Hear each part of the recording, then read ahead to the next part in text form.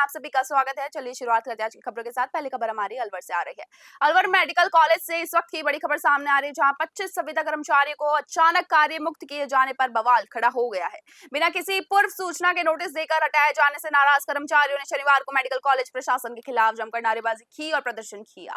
कर्मचारियों का कहना है कि इस फैसले से उनके सामने रोजी रोटी का बड़ा संकट खड़ा हो गया है। कर्मचारियों के समर्थन में उतरे एडवोकेट सतवीर गुर्जर और संविदा प्लेसमेंट कर्मचारी संघ के जिला अध्यक्ष यश जोशी ने प्रशासन के इस कदम को पूरी तरह अनुचित बताया है।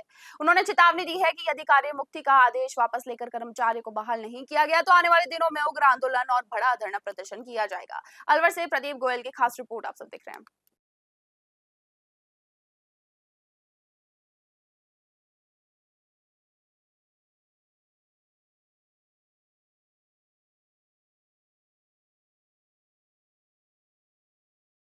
मेडिकल कॉलेज अलवर में आज 8 लैब टेक्नीशियन और 16 नर्सिंग ऑफिसरों को हटा दिया गया है और इन बिना नोटिस दिए इनको असंवैधानिक तरीके से हटा दिया गया है। इसके लिए हमने आज प्रिंसिपल मैडम है जो उनको ज्ञापन दे रहे हैं कि जो कर्मचारी को हटाया गया है इनको वापस लगाया जाए। नहीं लगाया गया तो मेडिकल कॉलेज के सामने बड़ा धरना प्रदर्शन दिया जाएगा, क्योंकि हम 8-8, 10-10 लाख रुपए में नर्सिंग कर्मचारी बन के आते हैं और उसके बाद 8,000, 10,000 रुपए की नौकरी के लिए बार बार धक्के खाने पड़ते हैं। उसके पश्चात भी हमें कोई भी किसी भी बिना कारण हटा दिया जाता है। तो इस तरीके से असंवैधानिक तरीके से जो हमें साथ हरकत की जा रही है वो पूरी तरीके से गलत है।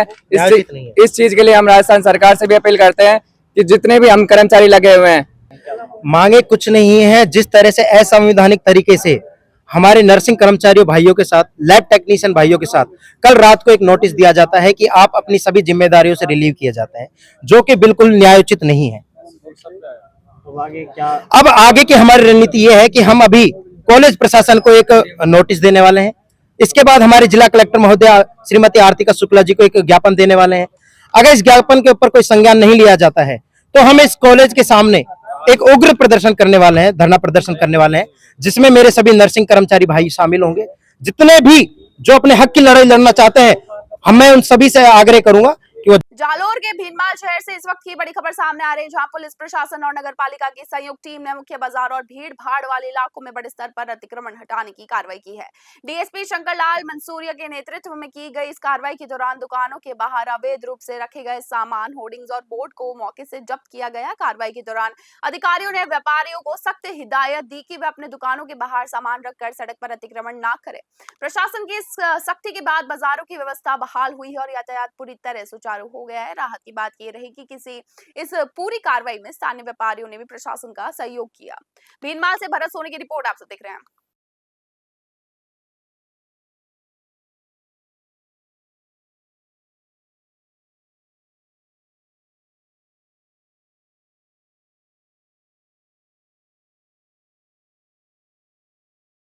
दिल्ली एनसीआर में प्रदूषण नियंत्रण और अरावली के संरक्षण में अलवर वन विभाग बड़ी भूमिका निभा रहे हैं।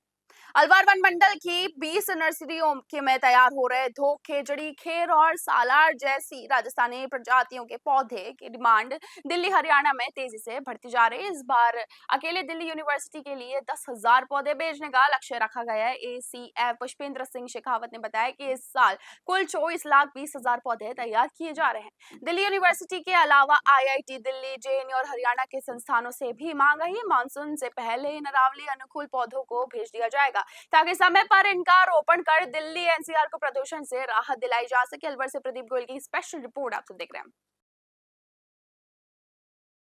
नॉर्मली हमारे पास जो डिमांड आ रही है वो दिल्ली यूनिवर्सिटी से आ रही है और पिछली बार भी हमने पिछले 2 सालों में वहाँ पर काफ़ी पौधे भेजे हैं। एक्चुअली क्या है, यहाँ दिल्ली से जो पौधों की डिमांड आ रही है वो अरावली पर्वतमाला के हिसाब से तैयार किए जाने वाले पौधों की आ रही है, जिसमें मुख्य रूप से हमारे जो यहाँ के इंडिजिनस प्लांट्स हैं जैसे धोंक है, खेर है, तो इनकी डिमांड आती है और इसके लिए हमारे पास दिल्ली यूनिवर्सिटी और अन्य जो एजुकेशनल इंस्टीट्यूट्स हैं वहाँ से डिमांड आती है। अलवर वन मंडल के अंतर्गत इस बार हम 24,20,000 पौधे नर्सरियों में तैयार कर रहे हैं, जिसमें हमारे टोटल 20 नर्सरियों में ये पौधे तैयार हो रहे हैं। और इसमें हमारी जो सारी प्रजातियां हैं, जिसमें मुख्य रूप से जो प्रजाति है वो बेसिकली जो हमारे फॉरेस्ट प्रजातियां हैं, वन से संबंधित प्रजातियां ज़्यादा हैं।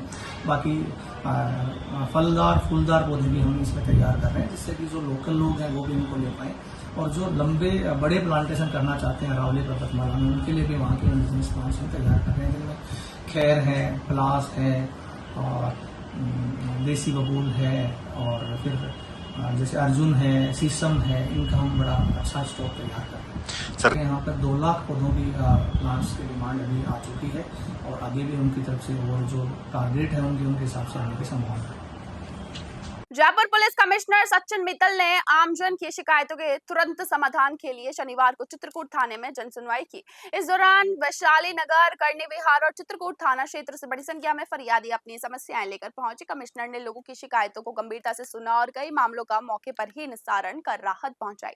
जनसुनवाई में जमीन विवाद, पारिवारिक झगड़े, अवैध कब्जे, चोरी और मारपीट जैसे मामले सामने आए। कमिश्नर सचिन मित्तल ने मौके पर मौजूद अतिरिक्त कमिश्नर अजय सिंह और डीसीपी वेश प्रशांत किरण सहित अन्य अधिकारियों को निर्देश दिए कि सभी लंबे शिकायतों को संवेदनशीलता के साथ तय समय सीमा में जांच कर निपटारा करें, ताकि जनता को तुरंत न्याय मिल सके।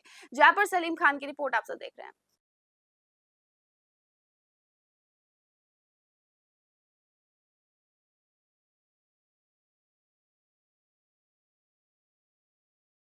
चित्तौड़गढ़ जिले के बेगू क्षेत्र के रावत भाटा से पानी की किल्लत को लेकर बड़ी खबर सामने आ रही है। चंबल नदी के किनारे बसे होने के बावजूद बड़ोलिया क्षेत्र के लोग भीषण पेयजल संकट से जूझ रहे हैं।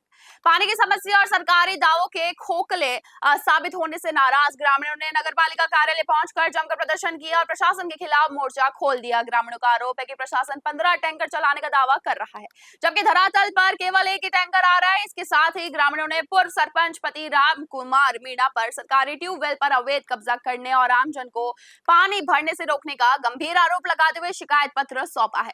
ग्रामीणों ने चेतावनी दी है कि यदि जल्द ही पानी की सप्लाई सुचारू नहीं हुई और कब्जा नहीं हटाया गया तो उग्र आंदोलन जरूर किया जाएगा। रावत भाटा से मदन मीना की ग्राउंड रिपोर्ट आप तो देख रहे हैं।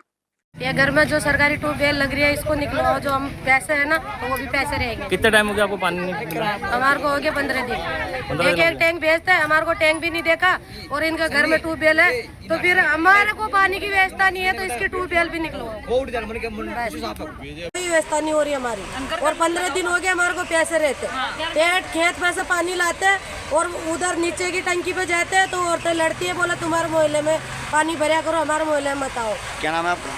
मेरा नाम कालीबेल।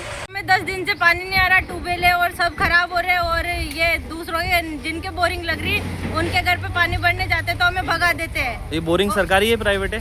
सरकारी बोरिंग है ये। किसके घर में लग रही है? ये राम कुमार जी के घर में भी लग रही है, और उधर मसान के पास में भी बोरिंग लग रही, तो उधर की औरतें भी हमें भगा देती है। सरकारी बोरिंग से पानी नहीं भरने देते आपको? हमें पानी नहीं भरने देते, ऐसे बोलते कि बिल बस्ती की औरतें आती जो हमारी इधर की बोरिंग को भी खराब कर देगी। कितने टाइम हो गया पानी नहीं आ रहा आपके यहाँ? 10-15 दिन हो गया हमारे गांव में पानी नहीं आ रहा। अलवर के बांसुर क्षेत्र के मैनपुर गांव में बुधवार को शॉर्ट सर्किट के कारण एक किसान के कच्चे छप्पर में भीषण आग लग गई। इस हादसे में पीड़ित किसान रोहिताश कुमावत का घरेलू सामान, अनाज, बकरियां बेचकर रखे 2.5 लाख रुपए नगद सहित करीब 7 से 8 लाख रुपए का सामान जलकर राख हो गया। शनिवार को स्थानीय विधायक देवी सिंह शेखावत ने पीड़ित परिवार से मुलाकात कर उन्हें ढांढस बंधाया। विधायक शेखावत ने घटना पर गहरा दुख जताते हुए प्रशासनिक अधिकारियों को मौके पर जाकर नुकसान का जल्द से जल्द सटीक आकलन करने और पीड़ित परिवार को उचित सरकारी सहायता व मुआवजा दिलाने के सख्त निर्देश दिए हैं। वहीं ग्रामीणों ने भी प्रशासन से संकट की इस घड़ी में प्रभावित परिवार को तत्काल राहत प्रदान करने की मांग की है। बांसुर से सतीश शर्मा की रिपोर्ट। कोटपतली भैरोड जिले के नारायणपुर उपखंड क्षेत्र की गड़ी ग्राम पंचायत में शनिवार को जलदाय विभाग ने अवैध कनेक्शनधारियों के खिलाफ कड़ा शिकंजा कसा है। जल जीवन मिशन और जलदाय विभाग की मुख्य राइजिंग पाइपलाइन से अवैध कनेक्शन पर खेती की सिंचाई करने की शिकायतों पर कार्रवाई करते हुए टीम ने 1 दर्जन अवैध कनेक्शन काट दिए। जेईएन सुशीला सेनी ने बताया कि इन अवैध कनेक्शनों के कारण ग्रामीणों को पीने का पानी नहीं मिल पा रहा था। पुलिस जाब्ते की मौजूदगी में पूजा बलाई, रमेश, राकेश और खुर्शी राम सहित कई लोगों के अवैध कनेक्शन काटे गए। विभाग ने सभी को नोटिस थमाकर सख्त हिदायत की है कि दोबारा अवैध कनेक्शन करने पर कानूनी कार्रवाई की जा सकती है। नारायणपुर से भारत कुमार की शर्मा की रिपोर्ट देख रहे हैं आप। श्री करणपुर में शनिवार को महाराज अरूढ़ जी की जयंती के उपलक्ष्य में अरूढ़ वंश समाज द्वारा विभिन्न कार्यक्रमों का आयोजन किया गया। अरूढ़ वंश भवन में आयोजित इस कार्यक्रम की शुरुआत महाराज अरूढ़ और मां सरस्वती के समक्ष दीप प्रज्वलित कर की गई। इसके बाद शाम को प्रतिभा सम्मान समारोह का आयोजन किया गया, जिसमें समाज का गौरव बढ़ाने वाले होनहारों को सम्मानित किया गया। समारोह के दौरान शिक्षा सहित विभिन्न क्षेत्रों में उत्कृष्ट प्रदर्शन कर समाज का नाम रोशन करने वाले छात्र छात्राओं को पुरस्कार देकर प्रोत्साहित किया गया। सम्मान समारोह के बाद भवन में धार्मिक प्रवचन और कीर्तन का आयोजन किया गया, जिसमें बड़ी संख्या में श्रद्धालुओं ने भाग लिया। कार्यक्रम का समापन सामूहिक सहभोज लंगर के साथ हुआ। श्री करणपुर से अमित धवन की रिपोर्ट आप सब देख रहे हैं। खबर दिन भर में बस इतना ही। देखते रहिए न्यूज़ 21। धन्यवाद।